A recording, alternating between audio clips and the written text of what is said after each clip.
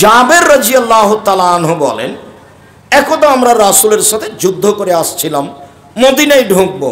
আল্লাহ রাসূল বলছেন, এই থামো, সবাই থামো, আমরা সকালে মদিনায় ঢুকবো। তা আমি জাবের বলছি, আল্লাহর নবী, আমি নতুন বিবাহ করেছি, আমাকে বাড়ি যেতে অনুমতি দেন। তা আল্লাহ রাসূল বলছেন, ও তুমি নতুন বিবাহ করেছ, বিকরা নাম সাইয়্যিব, কুমারী মেয়ে বিবাহ করেছ না তালাক প্রাপ্তা মেয়ে বিবাহ করেছ? তখন জাবের বলছেন, সাইয়্যিবা, তালাক প্রাপ্তা মেয়ে বিবাহ করেছি। ওর আগে বিবাহ হয়েছিল, ওর স্বামী তাকে তালাক দিয়ে দিয়েছে, আমি তাকে বিবাহ করেছি।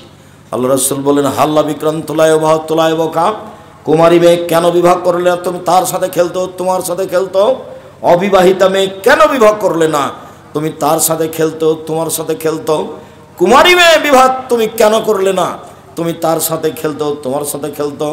আল্লাহর নবী, আমি কুমারী মেয়ে বিবাহ করিনি চারটা কারণে, আপনি শুনুন। এই চারটাই আপনার স্ত্রীর মধ্যে থাকতে হবে। উপস্থিত বৈঠকের মুসলিম বোন, কথা বলছেন না কি? আপনার লজ্জা হয় না কেন? আপনাকে তো আমি কথা বলতে নিষেধ করলাম। আর একজন মহিলা যদি আপনার গায়ের উপরে দিয়ে চলে যায়, কথা বলবেন না। আমি খুব কষ্ট করে ঢাকা থেকে এসেছি, আর আমি আপনার জন্যই এসেছি। আর একটা প্রোগ্রামের জন্য কত কষ্ট করতে হয় তা আপনি হিসাব করে দেখলেন। 4 বছর থেকে ঘুরছে, 4 বছর থেকে। তারপর আপনি সাদ করে এসেছেন, গল্প করছেন কেন, কথা বলছেন কেন? ঢং ঢং করে এসেছে, আপনার স্ত্রীরা ঢং ঢং করে চলে গেছে। আপনি কাপুরুষ, সেই জন্য এসেছে আর গেছে। আপনি একজন ঘৃণিত পুরুষ, আপনাকে আমি ঘৃণা করি, আপনাকে আমি পছন্দ করি না। স্বামী হতে হবে একবারে এরকম চোখ যেভাবে ঘুরে বউ সেভাবে চলে, তার নাম স্বামী। চোখ যেভাবে ঘুরে বউ সেভাবে চলে, তার নাম স্বামী। আল্লাহ রাসূল বলছেন, এই স্বামী হলে 5টা জিনিস লাগে। 1, যে মানের খাচ্ছ বউকে সে মানের খাওয়াবা। 2, যে মানের পড়ছো বউকে সে মানের পড়াবা। 3, বউকে কটু কথা বলবা না। 4, মারতে হলে মুখের উপরে মারবা না। 5, তোমার বউ তোমার বাড়ি ছাড়া কোথাও যেতে পারে না।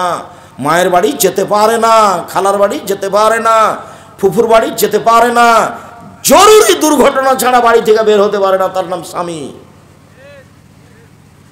জরুরি ঘোষণা, স্বামী কাকে বলে? বাঘের মতো খেয়ালে থাকে যে স্ত্রীর উপর, তার নাম স্বামী। আল্লাহ নবী বলছেন, এই শোনো, স্ত্রী পরিবারের উপর থেকে লাঠি উঠিয়ে নেও না, লাঠি রেডি করে রাখো। আল্লাহ রাসূল বলছেন, এই শোনো, স্ত্রী পরিবারকে কন্ট্রোল করার জন্য লাঠি ঝুলিয়ে রাখো। আল্লাহ রাসূল বলছেন, এই শোনো, প্রয়োজনে লাঠি যদি বউকে লাগে তাহলে মুখের উপরে মারিয়ে না, মানে লাঠি লাগবে। রাসূল সাল্লাল্লাহু আলাইহি ওয়াসাল্লাম বলছেন, এই শোনো, ছেলে মেয়ে আহাল পরিবারকে পিটিয়ে ঠিক করে যখন সালাত আদায় করবে না। এগুলো আমি বলিনি একটা, এগুলো কে বলেছেন? মুহাম্মদ সাল্লাল্লাহু আলাইহি ওয়াসাল্লাম, পৃথিবীর সবচেয়ে দামি মানুষ, পৃথিবীর সবচেয়ে বড় মানুষ। এত বড় ভদ্র মানুষ পৃথিবীতে কেউ জন্ম নেননি।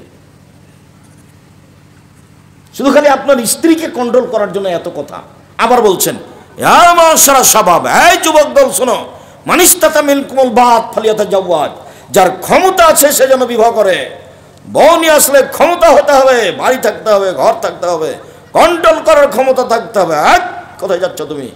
দাঁত খুলে দেবো একবারে, এরকম একটা ক্ষমতা থাকতে হবে। ফেলামেস্তাতে যদি না পারে তাহলে রোজা থাকবে, রোজা থেকে থেকে থেকে যৌবন ধ্বংস করবে, বিবাহ করতে পাবে না। এ কথা মুহাম্মদ সাল্লাল্লাহু আলাইহি ওয়াসাল্লাম বলেন। তাহলে আপনার মেয়ে যদি ক্লাস 10-এ পড়ে, এখানে মাথায় কাপড় দিয়ে না থাকে, আর আপনার স্ত্রী যদি এখানে থাকে, তাহলে আপনার বিবাহ করা যায় হয়নি, আপনার বিবাহ করা ঠিক হয়নি। আপনার মতো কাপুরুষ বিবাহ করেই পরিবেশটাকে নষ্ট করেছে। এখন যে মেয়েগুলি যুবতী টেলে ইন্টারমিডিয়েট পড়ে, 10-এ পড়ে, এখন বসে আছে, ও কি হিন্দুর মেয়ে? বুঝে নিলাম নওগাঁ জেলাতে হিন্দু বেশি, বুঝে নিলাম হিন্দু বেশি, এ কথা ঠিক। রাজশাহী কয়েকটা, নাটোর মিলে, চাঁপাই মিলে, নওগাঁ মিলে, তাই না? তো নওগাঁয়ে বেশি হিন্দু আমি বুঝে নিলাম। এরপরেই কই মেয়েটা হিন্দুর মেয়ে? জি না। এরপরেই কই মেয়েটা ইহুদির মেয়ে? জি না। এরপরেই কই খ্রিস্টানের মেয়ে? জি না। ওটা আপনারই কারো মেয়ে, মুসলমানের মেয়ে। ও কাপুরুষ, ওকে আমি ঘৃণা করি। মনে কিছু আর নিলে আসে যায় না। আমি আব্দুর রাজ্জাক বিন ইউসুফ জীবনে কোনোদিন সেক্রেটারি সভাপতিকে হিসাব করে জুমার খুতবা দিতে যায়নি কোনোদিন। আল্লাহ আমাকে ওইভাবে 1 মিনিটের জন্য কোনোদিন রাখেনি, 1 মিনিটের জন্য। আপনি আমাকে পথ খরচ দিবেন, কালকে পাথরে দিবেন, এই হিসাব করে আমি আসিনি, পারো না, আপনাকে দিব আমি, আলহামদুলিল্লাহ। ওইভাবে আল্লাহ আমাকে রাখেনি কোনোদিন, 32 বছর থেকে এই বক্তৃতার জগতে আছি, 32 বছর থেকে, 90 সাল থেকে, 90 সাল থেকে এখন পর্যন্ত এই 32 বছরে আমি মানুষের কাছে কোনোদিন পথ খরচ পাতেও চাইনি। আলহামদুলিল্লাহ আমি খুব ভালো আছি। আপনাকে আমি যেভাবেই বলি আপনি আমার দিনী ভাই, আপনাকে আমি শক্তভাবে বলে সংশোধন করতে চাই, এটা আমার জোরালো দাবি। আপনি আমার দিনী ভাই, আপনি স্বামী হবেন বাড়িতে কঠোর, যেভাবে আল্লাহর নবী বলেছেন। আমি তো পিটাতে বলিনি, আল্লাহর নবী পিটাতে বলেছেন। আমি তো লাঠি ঝুলিয়ে রাখতে বলিনি, আল্লাহর নবী বলেছেন। আমি তো পিটাতে বলিনি, আল্লাহ নবী বলেছেন। আমি তো বলিনি এই যুবক ক্ষমতা না থাকলে বিবাহ করবে না, এটা জরুরি আদেশ। বিবাহ করবে না তুমি, তোমার মতো কাপুরুষ বিবাহ করে কি হবে? পরিবেশ নষ্ট হবে, সমাজ নষ্ট হবে, স্ত্রীকে কন্ট্রোল করতে পারবে না, মেয়েকে কন্ট্রোল করতে পারবে না, তুমি বিবাহ করবা কেন? সম্মানিত দিনী ভাই, এই ছেলেরা শোনো, তোমার মা কি না এটা প্রমাণ করছি, এ তোমার খালা নাকি এটা প্রমাণ হবে আজকে। আল্লাহর নবী আমার বাপ উহুদের যুদ্ধে শহীদ হয়েছেন 6 জন মেয়ে রেখে। আমি আমার বোনদের সমবয়সের মেয়েকে বিবাহ করতে চাইনি, বয়সের মেয়েকে বিবাহ করেছি 4টা কারণে। আল্লাহর নবী আমার পিতা উহুদের যুদ্ধে শহীদ হয়েছেন 9 জন মেয়ে রেখে। আমার 9টা বোন আছে, আমার বোনদের সমবয়সের মেয়েকে, কম বয়সের মেয়েকে আমি বিবাহ করতে চাইনি 4টা কারণে। কেন? আমার বোনদের বয়সের মেয়েকে বিবাহ করলে আমার বউ আমার বোনদেরকে কন্ট্রোল করতে পারবে না। কন্ট্রোল করার জন্য একটু বুদ্ধি লাগবে, বয়স লাগবে। না, আমার স্ত্রী যেন আমার বোনদেরকে শিষ্টাচার শিখাতে পারে। শিষ্টাচার, তাহলে তোমার মাকে আগে জানতে হবে শিষ্টাচার কি জিনিস। তোমার বাপ, তোমার নানা তোমার মায়ের বিবাহ দিয়েছে, ঘর সংসার করেছে, তাই তুমি সন্তান হয়ে গেছো। তোমার মা তো জানে না মা কাকে বলে, তোমার মায়ের জানা নাই। উপস্থিত বৈঠকের মুসলিম বোন, আপনাকেই বলছি। আমার কথা বলছেন কেন? আপনাকেই বলছি, মুখ বন্ধ করেন। মা হলে 1 নম্বর কি হতে হবে? বাচ্চাকে কি শিখাতে হবে? শিষ্টাচার। শিষ্টাচার কি জিনিস? আম্মু ডান পায়ের জুতা আগে পরবা, বাম পায়েরটা পরে। আম্মু জুতা খোলার সময় বাম পায়েরটা আগে খুলবা, ডান পায়েরটা পরে। আম্মু রাস্তায় হাঁটার সময় একদিকে হাঁটবা। আম্মু বাড়ি থেকে বের হওয়ার সময় সালাম দিয়ে বের হবা, ভেতরে ঢোকার সময় সালাম দিয়ে ঢোকবা। আম্মু বিছানের সময় শোয়ার সময় ডান কাতে শুইবা, দোয়া পড়ে। আম্মু পেশাব পায়খানায় ঢুকলে, পেশাব পায়খানায় শয়তান থাকে, দোয়া পড়ে ঢুকবা। শিষ্টাচার। আম্মু মোবাইলে রিং হলে কখনো হ্যালো বলো না, হ্যালো বলে কুকুরকে ডাকে অন করে দিয়ে বলবে আসসালামু আলাইকুম।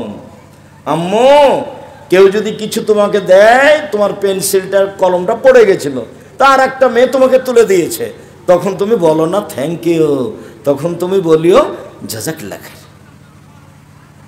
শিষ্টাচার। মাকে তো শিষ্টাচার শিখতে হবে। জীবিকা নির্বাহ কিন্তু গরু ছাগলের মতো হচ্ছে এমনিতে, বুঝতে পারছেন তো? প্রায় সবারই এমনিতে জীবন চলছে পশু প্রাণীর মতো। বুঝেও বুঝে না, ওরা অন্তর আছে বুঝে না, দেখেও দেখে না, ওরা চক্ষু আছে দেখে না, দেখা দরকার ছিল। শুনেও শুনে না, ওরা কান আছে শোনে না।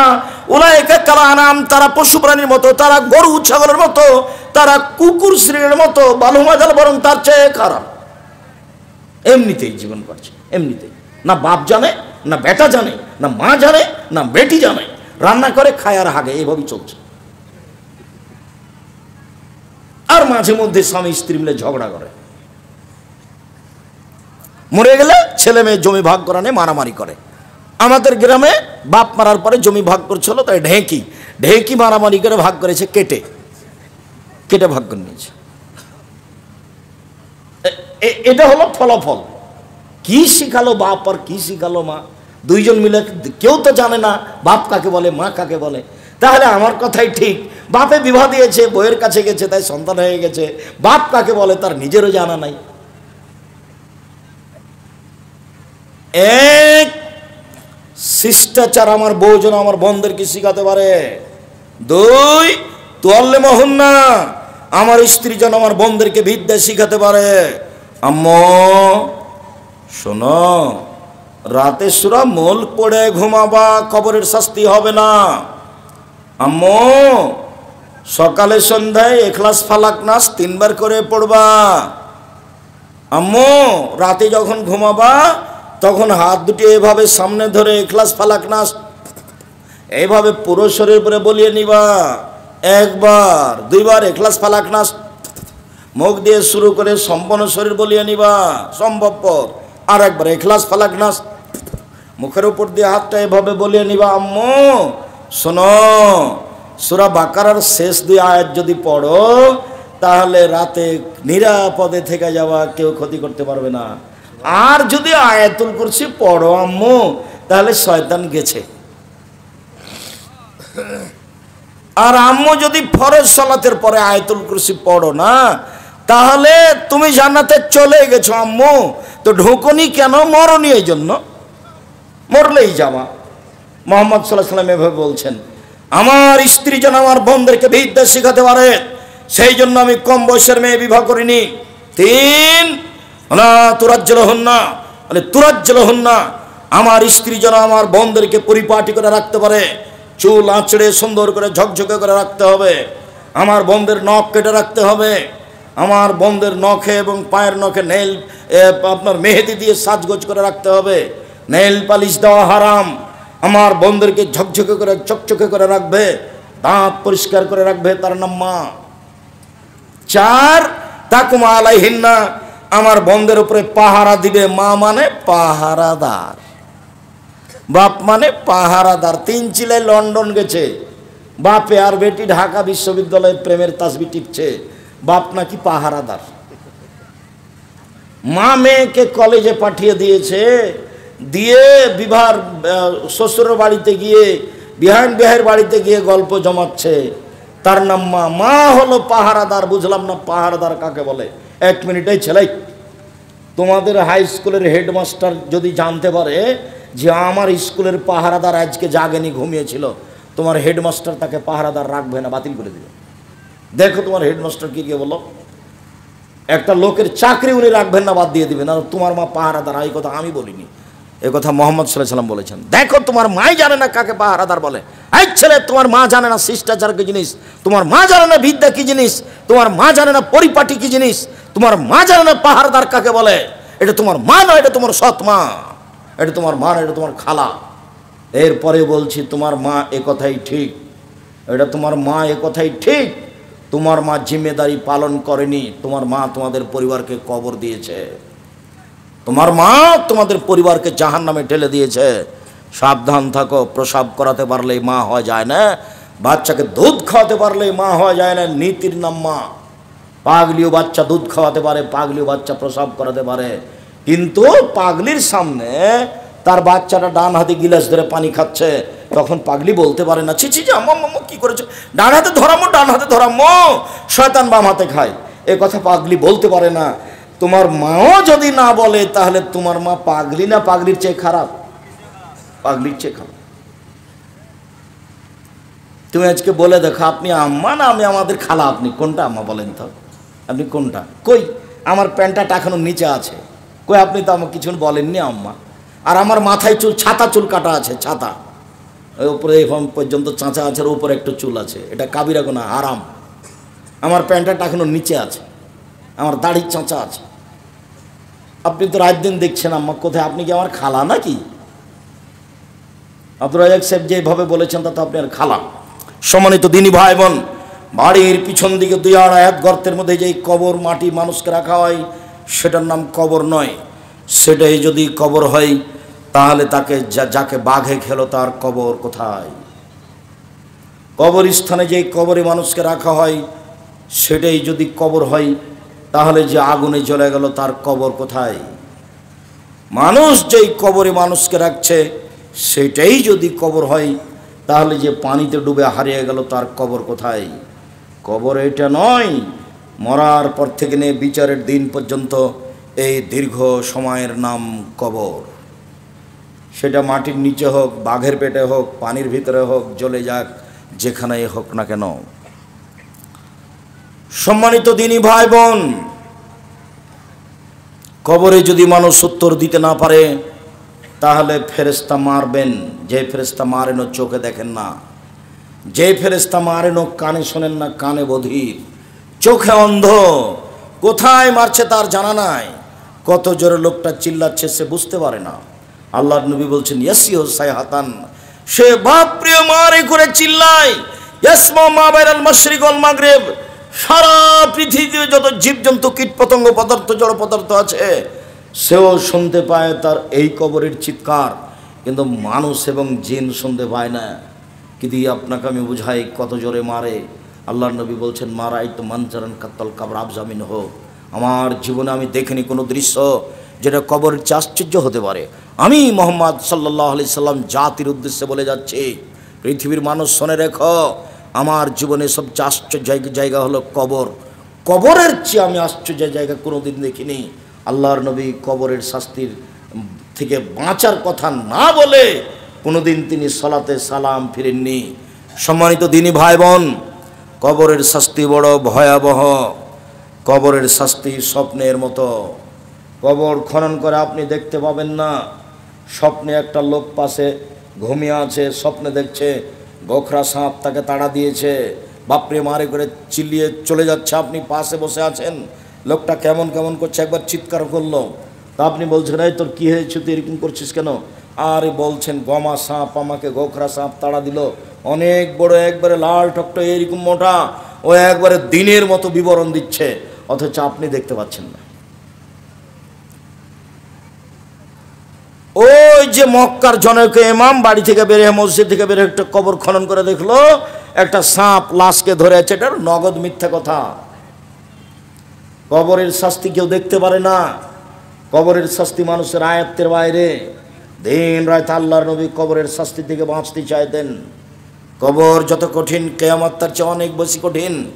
কিয়ামত যত কঠিন, জাহান্নাম তার চেয়ে অনেক অনেক অনেক বেশি কঠিন। মহান আল্লাহ বলেন আল কারিয়া, মহা দুর্ঘটনা। ওমা আদরাকা মাল কারিয়া, মুহাম্মদ সাল্লাল্লাহু আলাইহি সাল্লাম আপনি বলতে পারেন মহা দুর্ঘটনা কি? আমি বলি ওমা আদরাকা মাল কারিয়া, আপনি কি বলতে পারেন মহা দুর্ঘটনা কি? ইয়াউমা ইয়াকুনু নাসু কাল ফারাসিল মাবসুস, কিয়ামত হচ্ছে যেদিন মানুষ হয়ে যাবে কীট পতঙ্গের নেই। এই যে যে যে যে যেগুলো দেখছেন, এর কোনো বুদ্ধি বিবেক নাই, আগুনের বয়সে জ্বলে যাচ্ছে, মানুষ এরকম হয়ে যাবে। ও তখন উলছে ভালো কালে হিল মানফুস, পাহাড়গুলি হয়ে যাবে ধ্বনি তো তোলার নেই, ধুলা হয়ে উঠবে। হিমালয় পাহাড়, তুর পাহাড়, গ্যান্টিং হাইল্যান্ড পাহাড়, যত পৃথিবীতে বড় বড় পাহাড় আছে দার্জিলিংয়ের, সব পাহাড়গুলি ধয়ে যাবে। রৌদ্র যখন থাকে তখন জ্বালানা খুলে দিলে জ্বালানার ছাটাটা, আলোটা ভিতরে ঢুকলে দেখতে পান ধূলিকণা, ওটা কিন্তু বন্ধ করে দেন, দেখতে পাবেন না। আমি কথা বুঝাতে পারিনি, বুঝতে পারলেন কি? হাবা মোম্বাসা, পাহাড়গুলি হয়ে যাবে এরকম ধূলিকণার নাই, তার নাম কিয়ামত। যেদিন পৃথিবীকে থরথর করে কাঁপিয়ে তোলা হবে, যেদিন পৃথিবী তার ভিতরের পাথর, লোহা, বড় বড় সব বের করে দিবে। কালাতাল ইনসান মালাহা, মানুষেরা বলবে পৃথিবীর কি হলো, সব কিছু বের করে দিচ্ছে কেন? যেদিন মাটির উপরে যা কিছু ঘটেছে সব টপ টপ টপ টপ করে বলে দিবে। কোন অফিসে বসে কে সুদের অঙ্ক কষেছে, মাটি সব ছবি সহ ধরে রেখেছে, কে কখন ভাবির গায়ে হাত লাগিয়েছে, বান্ধবীর গায়ে হাত লাগিয়েছে, কোন অবস্থায় গায়ে হাত লাগিয়েছে, জেনা করেছে, ওইভাবে একবারে ছবি ধরে রেখেছে।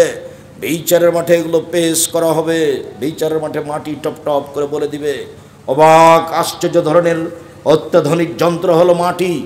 আল্লাহর নবী বলছেন ফাত্তাকুদ দুনিয়া ওয়াত্তাকুন নিসা, পৃথিবীর মানুষ শুনে রাখো, আমি বলছি তোমরা মহিলা থেকে বেঁচে থাকো। পৃথিবীর মানুষ আমি বলছি তোমরা পৃথিবী থেকে বেঁচে থাকো। পৃথিবী অত্যাধুনিক যন্ত্র তোমাদের কাজকর্ম সব ধরে রেখেছে, ছবি সহ একদিন তোমাকে বিচারের মাঠে অপমান করে দিবে। শোনো পৃথিবীর মানুষ, শুনে রেখো, 4টা পদ্ধতিতে মানুষকে অপরাধী প্রমাণ করা হবে। 1, মাটি তার সব কর্ম বলে দিবে। 2, তার হাতে একটা খাতা দেওয়া হবে আরবিতে, আরবি ভাষাও পড়তে পারবে, বুঝতে পারবে। বলবে মালে হাদাল কিতাব লা ইগাদিরু সাগীরাতান ওয়ালা কাবীরা, কি আশ্চর্য ধরনের খাতা, জীবনের বড় কথা লেখা আছে, ছোট কথা লেখা আছে। সে নিজেই পড়বে আর বলবে। আল্লাহ বলছেন আল ইয়াওমা নাখতুমু আলা আফওয়াহিম, মুখ বিচারের মাঠে সেলাই করে দেওয়া হবে, মুখে কোনো কথা হবে না। হাত টপ টপ টপ টপ করে সব কর্ম বলে দিবে।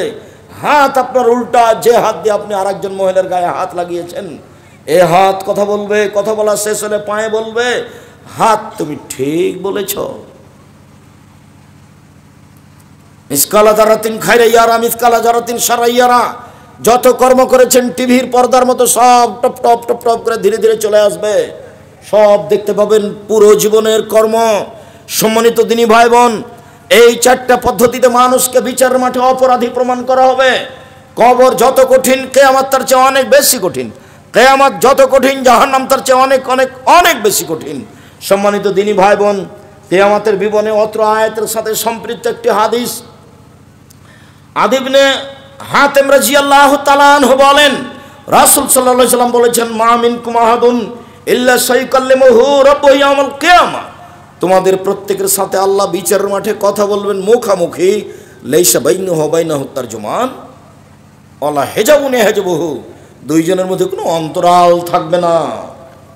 তুমি ওই দিকে, আল্লাহ এদিকে, এরকম কোনো অন্তরাল থাকবে না। অন্তরাল ছাড়াই মুখামুখি আল্লাহ জিজ্ঞাসা করবেন।